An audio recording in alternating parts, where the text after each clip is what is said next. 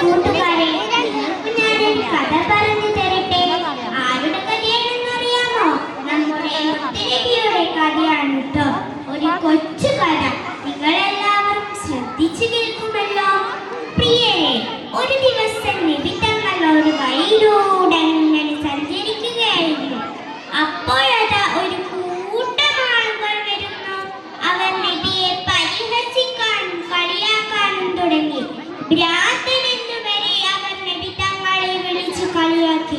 പാവം നമ്മുടെ നബി തങ്ങൾ എല്ലാം പുഞ്ചിരിച്ചു കൊണ്ട് കേട്ടു നിന്നു. അപ്പോൾ അവർക്കിടയിൽ ചിലർ നബിയെ കല്ലെടുത്തെറിയാൻ തുടങ്ങി. നബിയുടെ കാലിൽ നിന്ന് ചോര വീഴാൻ തുടങ്ങി.